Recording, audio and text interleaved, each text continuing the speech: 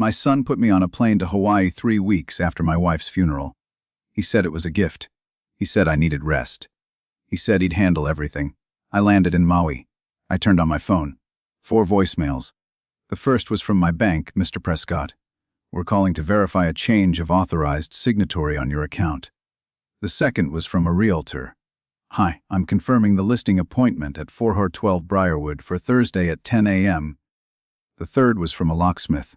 Just confirming the rekey for all exterior doors. Wednesday afternoon. The fourth was from my son. Hey Dad, hope the flight was good. Don't worry about anything back home. I got it all covered. He got it all covered. He certainly did. Before we go any further, thank you for being here. If those 4 voicemails already have you clenching your jaw, take a second and tell me in the comments where you're watching from. It truly helps this channel reach more people. And a gentle reminder, while this story carries real emotions and real lessons, some names, details, and events have been fictionalized for narrative and educational purposes. Any resemblance to real individuals is coincidental. Stay with me, because those 4 voicemails were just the beginning. What my son filed with the Wake County Clerk of Court while I was standing in a hotel lobby in Maui is the part that almost destroyed me. My name is Arthur Prescott. I'm 68 years old. And 3 weeks before that flight, I buried the woman I'd been married to for 43 years. Ruth Prescott, born 1958, died October 2, 2024. Cardiac arrest. She was in the kitchen making breakfast, eggs, toast, the same breakfast she'd made every morning for 4 decades. And her heart stopped. No warning. No prior diagnosis. Sudden cardiac arrest kills approximately 356,000 Americans per year, according to the American Heart Association.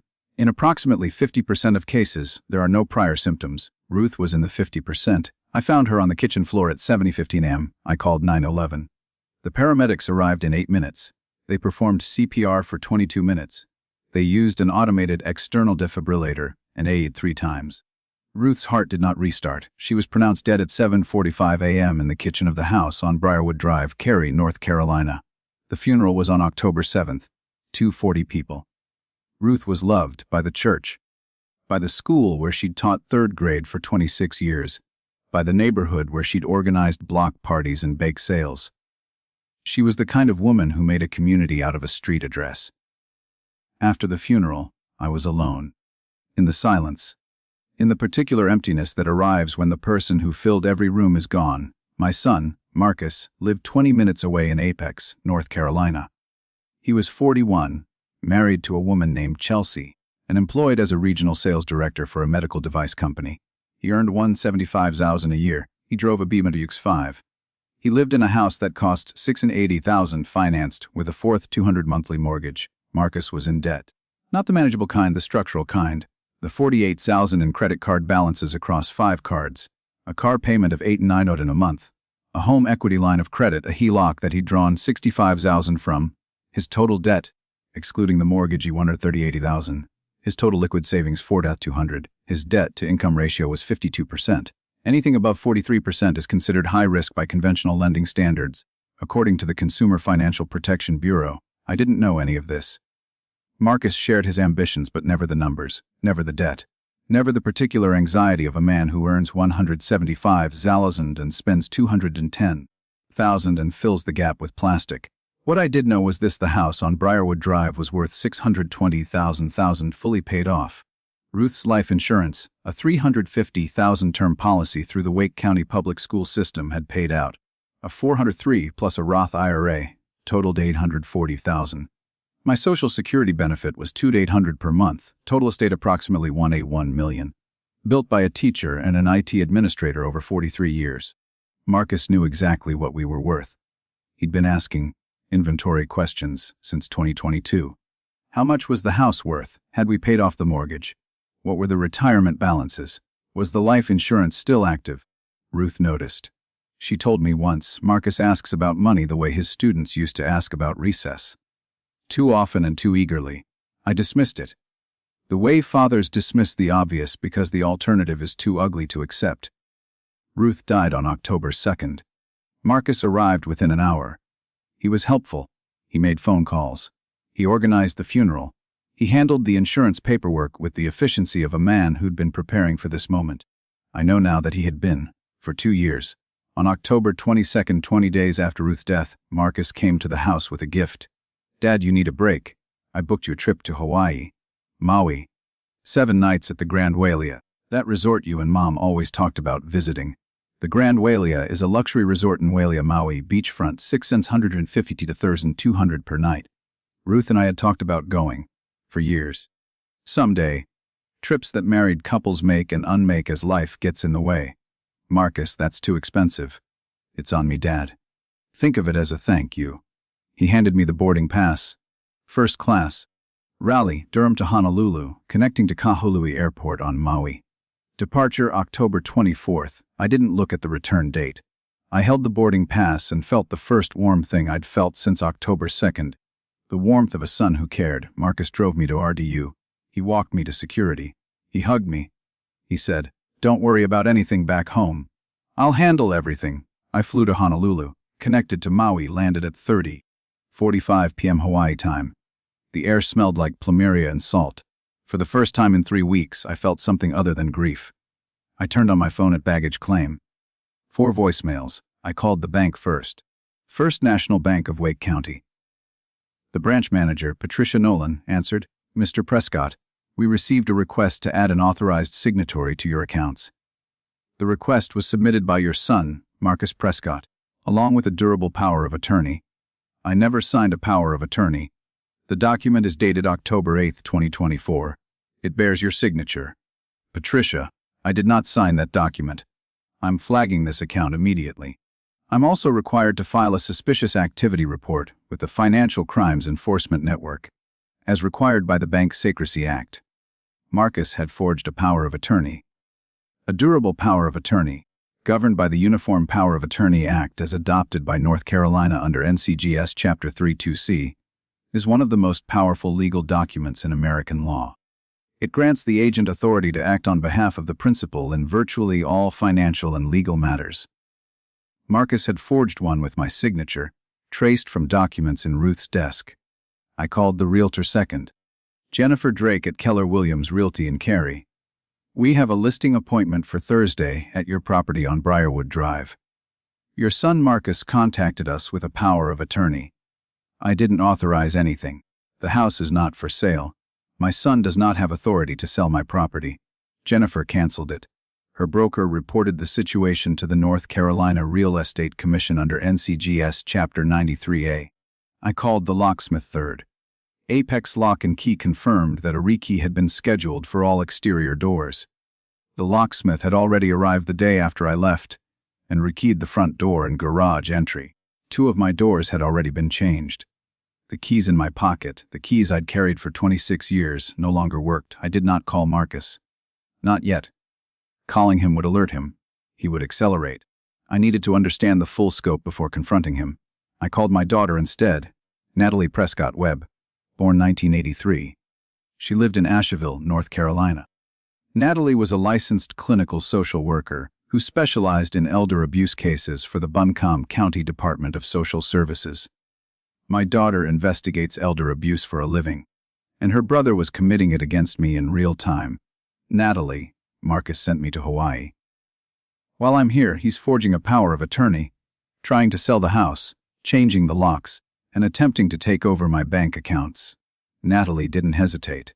The professional activated before the emotional could catch up. "Dad, have you signed AN document Marcus gave you in the last 3 weeks?" "No." "Have you been diagnosed with any cognitive condition?" "No. My last physical was in August." Dr. Patel at WakeMed. "Clean cognitive screening? Good. Now, has Marcus mentioned conservatorship or guardianship?" "No." "Why?" "Because what you're describing, the POA, the property sale, the account access, the isolation by sending you out of state, is the standard playbook for a conservatorship grab. The next step is to file an emergency petition for incompetency with the Wake County Clerk of Court under NCGS Chapter 35A. The petition would claim you're mentally incapable of managing your affairs. If granted, Marcus becomes your legal guardian, controlling your finances, property, and medical decisions. He can't do that. I'm not incompetent. He doesn't need you to be incompetent.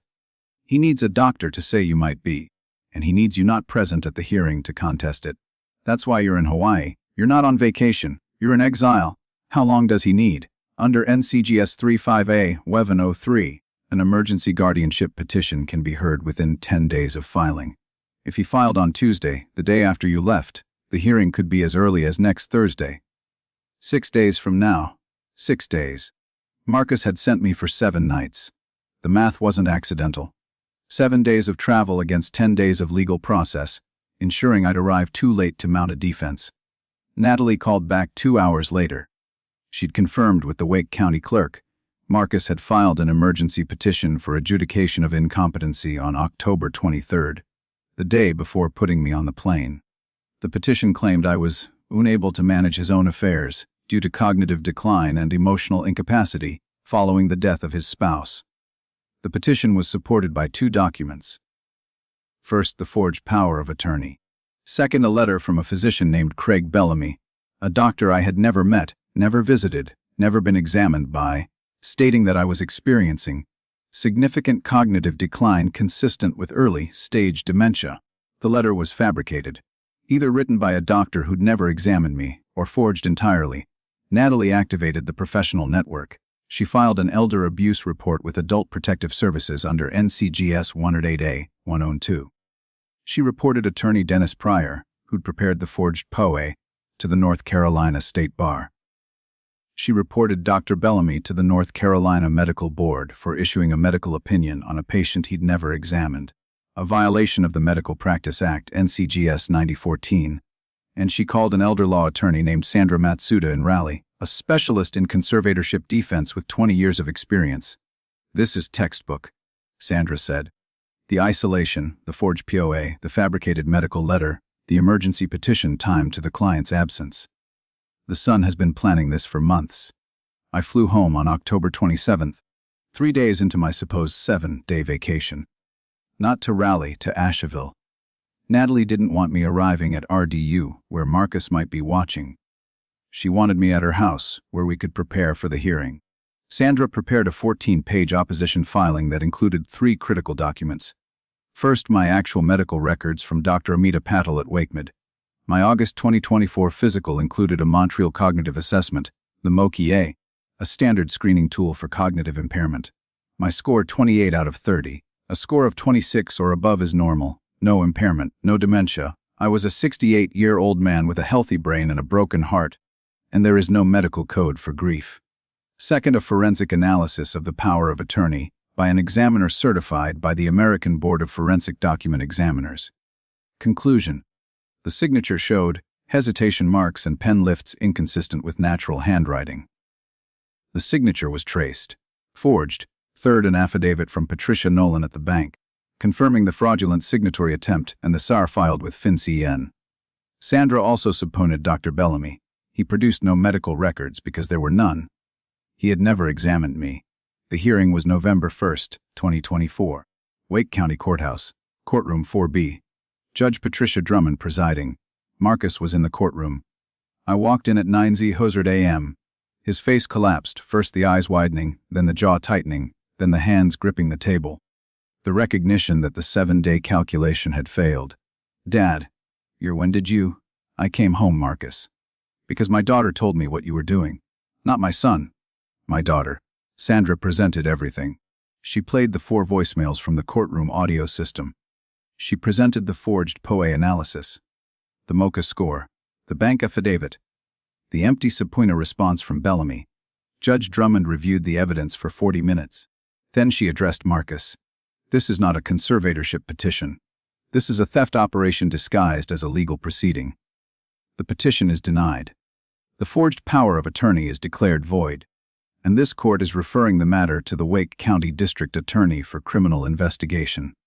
Marcus's attorney stood. "Your Honor, my client. Your client forged a legal document, fabricated a medical opinion, and attempted to use this court as a tool to steal his father's assets while his father was stranded in Hawaii on a one-way ticket 3 weeks after burying his wife. Sit down, Mr. Pryor, and consider retaining your own attorney." The criminal investigation moved fast. Marcus was charged with 3 felonies: forgery, attempted elder financial exploitation under NCGS 1432-3, a Class H felony punishable by up to 25 months, and filing a fraudulent court document.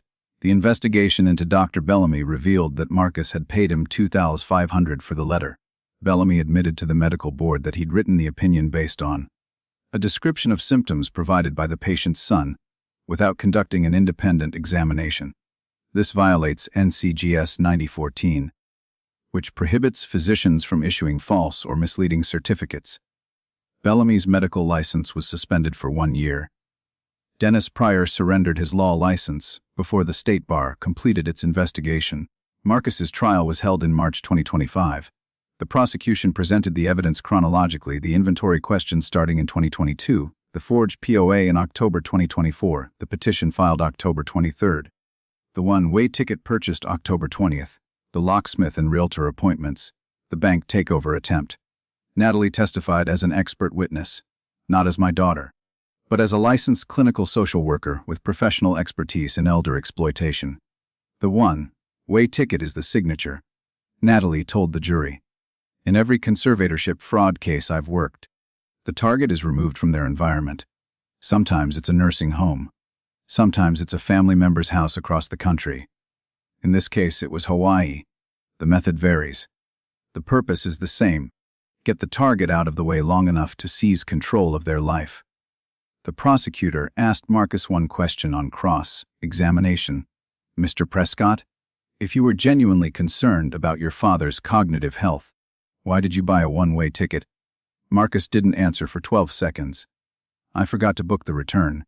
You forgot. You purchased a $2,800 first-class ticket, booked a $4,500 hotel stay, drove your father to the airport, walked him to the gate, and forgot to book the return. Is that your testimony? Yes.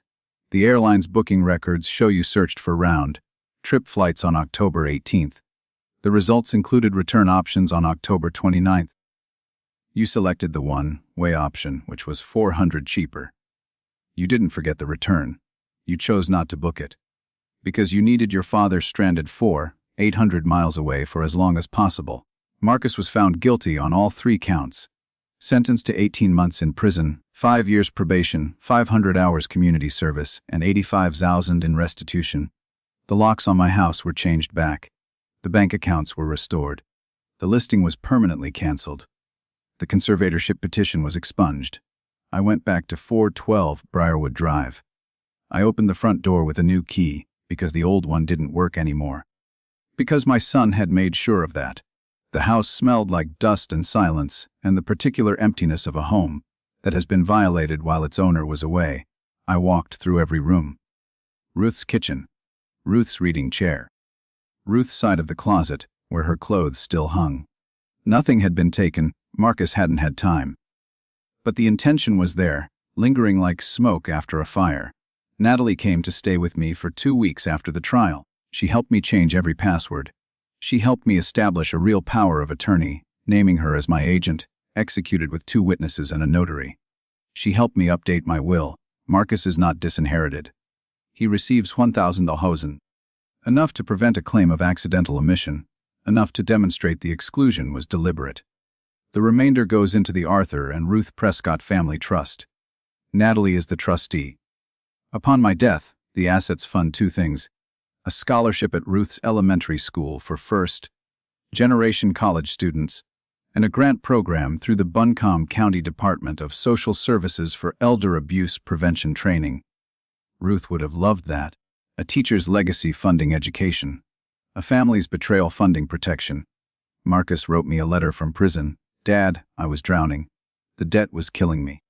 Chelsea was spending and I was pretending, and the gap between what we had and what we owed was getting wider every month. When Mom died, I saw the insurance and the house and the accounts, and I thought, this is the way out. Not for you. For me. I used your grief as a window. I used Hawaii as a wall. I am ashamed in a way that I don't think you can understand, because I don't think you've ever done something that required this kind of shame. He's right. I haven't. Because Ruth and I lived within our means. We saved. We invested. We didn't chase Fort 200 mortgages or kitchens financed by halakhs at $65,000. We built a life that was smaller than our income. which meant the life was sustainable and the surplus became the 181 million that Marcus tried to steal from a hotel lobby in Maui. I visit Marcus once a month. In prison, we sit across a table in a room that smells like industrial cleaner and vending machine coffee. We talk. Not about money, about Ruth, about the breakfast she made, about the Christmas decorations, about the woman who filled every room she entered. He cries sometimes, I let him. Because fathers don't stop being fathers when their sons stop being good. You hold the hand. You stay in the room. You show up, even when showing up costs more than a first-class ticket to Hawaii. I'm Arthur Prescott. I'm 68 years old. My son sent me on a plane to relax, but only with a one-way ticket. He said he'd handle everything. He meant he'd steal everything. And the 4 voicemails I heard in a baggage claim in Maui were the alarm system that saved my life. If this story touched you, leave a comment. Tell me, would you have listened to those voicemails or waited until you got home? Share this with someone who needs to hear it. Subscribe for more stories about family truth and the alarms we almost miss. Before we close, this story, like all stories on this channel, contains fictional elements crafted for entertainment and educational purposes. If this type of content isn't for you, that's completely okay. Take care of yourselves. But if you stayed until the end, thank you. Ruth would have liked you. She always appreciated the people who stay until the last page.